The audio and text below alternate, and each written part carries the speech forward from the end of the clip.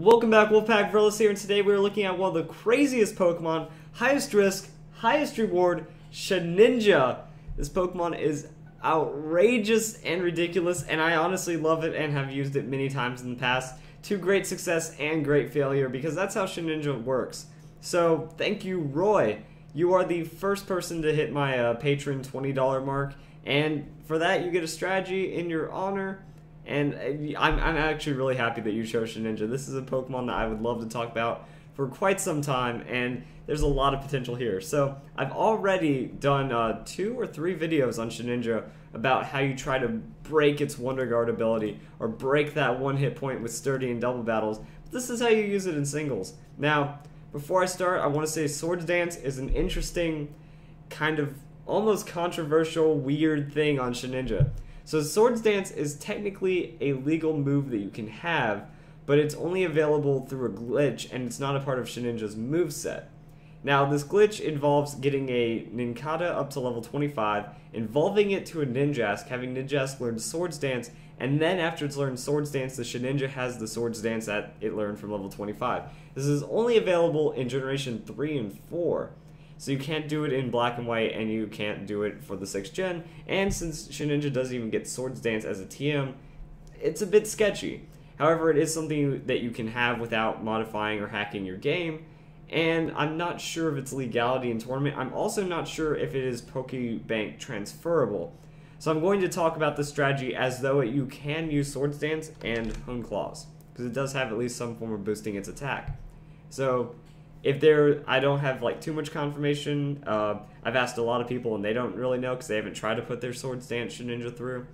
So it's a weird thing, but it is a Pokemon that you can have. I don't know if that Pokebank goes, oh, this Pokemon shouldn't exist because it doesn't look legal, but it's still legitimate.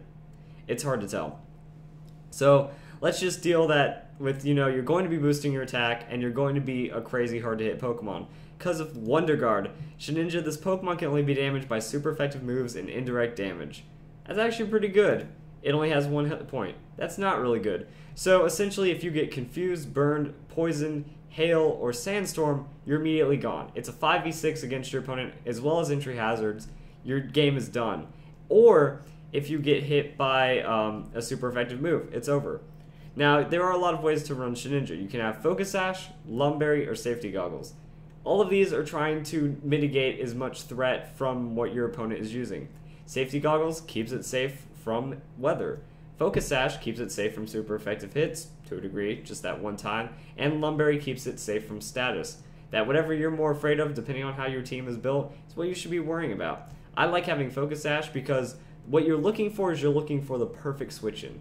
That if your opponent can't handle you, that if you know that they can't use any status, that weather isn't an option, or weather isn't a threat, and they can't hurt you with a super effective hit, you switch in Shedinja. If you can get a great switch-in prediction with Shedinja, you can start claiming some people and just reaping their souls, because now you get a free switch-in because that attack does nothing to you. They're pretty much forced to switch out because they don't have options.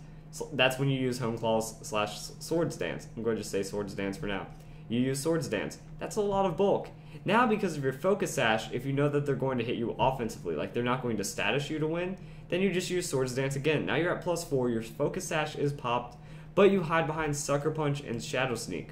I also have Phantom Force here as an option because it breaks protection and it hits through Minimize. If they've used Minimize, Phantom Force gets double damage and has no damage check or no accuracy check on the Minimize user. So this shuts down Minimize pretty hard. And it's also good to break protection if your opponent's trying to do some games. You can just kind of say, hey, you're not allowed to protect, I'm going to hit you hard. Something like that. So Phantom Force can catch your opponent off guard, as well as just be some reliable damage. But now you're coming in with a +2 if you're using Hone Claws, or a +4 if you're using Swords Dance, Sucker Punch, and Shadow Sneak to do some good damage, because Shedinja has 90 base attack. It's not a lot, but again, if you can play this right, you can get a lot of stats against your opponent, and then just start one-hitting them with priority. Very strong, very nice. Now, here's the thing about Shedinja. If your opponent doesn't have any way of handling you, you win. You win. That's about how it happens. It's over. That if they can't stop you, they have no way of stopping you, and then you can set up and sweep. GG. Now, here's the thing. It is hard to stop you because Shedinja is a bug ghost, so it has tons of weaknesses.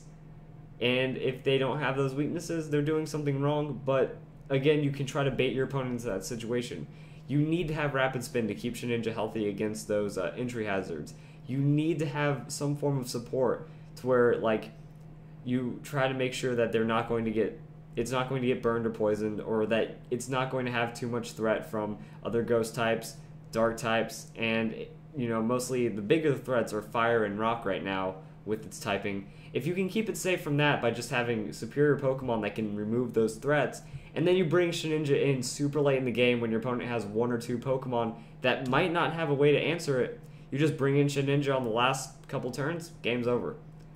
The idea is you're trying to beat down your opponent, bring it in at the perfect time, and then try to sweep from there. And if it can get set up, or if your opponent doesn't have any way to stop it, you win just like that. So it can be high risk, high reward.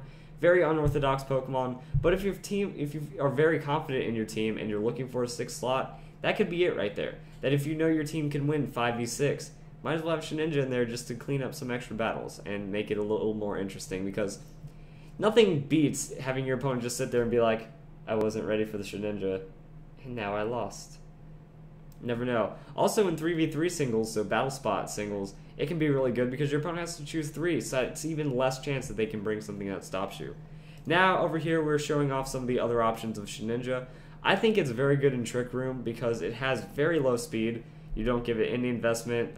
Health and all this doesn't matter, so have fun with what you want there. Oh, I have the wrong nature, actually. You want to reduce its speed, wherever that is. Minus attack, minus speed.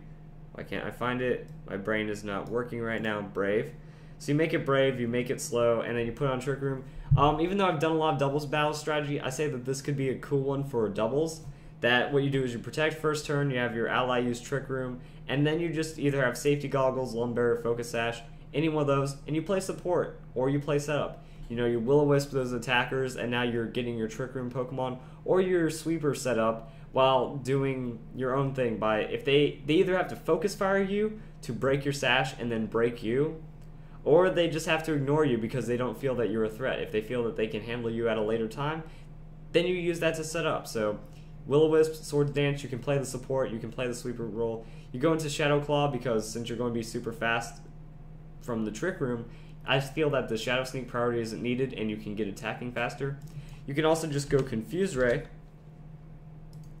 and Shadow Claw or Shadow Sneak, just giving a little extra chip damage because, I mean, 300 attack is still reasonable. You're not going to do no damage, but you're not going to do, like, super KO potential. You can also just be Will-O-Wisp Confuse Ray. Burn them, status them, burn them, status them, set up, and then get chip damage. It works really well. And Shedinja is one of the greatest Pokemon to start using some Protect bait with. That, you know, you protect that first turn, you might absorb some hits. If they break your Focus Sash and then you protect the next turn, you're just buying so much turns. And then you could even use that to fake your opponent out. That they think you're using Protect on the 3rd turn, you don't. Now you get on the 4th turn, and then that buys you into the 5th turn. There's a lot of craziness that can go on here. So Shedinja, very diverse, very risky, very technical Pokemon, but very fun nonetheless. It's weird with that Swords Dance, but if you find out how to make Swords Dance legitimate, like I think it is, because it's usable and I've seen people use it, and it's technically a way that you can get it without modifying your game. And I didn't even aware that was a glitch until the people I was trying to talk with said, "Oh yeah, that's a bug." I was like, "Oh, I thought it was just some kind of game mechanic that made Shedinja special. That, you know, they don't hand you the Swords Dance; you have to earn the Swords Dance." So I guess we'll never know, or maybe we will. I don't know. But anyway, Home Claw is still very strong. It's all about getting that set up on your opponent. Of course, it's not as optimal, but it's still really good. So I hope you guys enjoyed the video, and I hope you all have a nice day.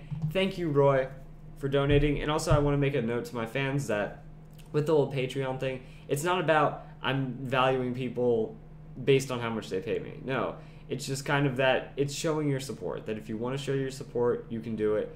And I'm not going to be like, well, this guy gave more money, so I'm going to pay more attention to him. No, I love each and every one of you. That every time you guys keep coming back to the video, these strategies are for you. That I know I wouldn't be like, I'm trying to make this to where, you know, you guys can become better battlers and you get some form of inspiration off of me. And that's why I do it. That I try to make better up-and-coming strategies to help out Pokemon community, help out the metagame, and help out you. Every time someone says that they are a competitive battler or they're better because of me, it means everything. And I just have the Patreon option that if I mean that much to you and you feel like, you know, I've given $1 worth of strategies, that's great. And even if you can't give, I still appreciate and respect you for it, because some people just can't, even $1, and I know what it's like because I've been there. So if you guys enjoyed the video, and I hope you all have a nice day.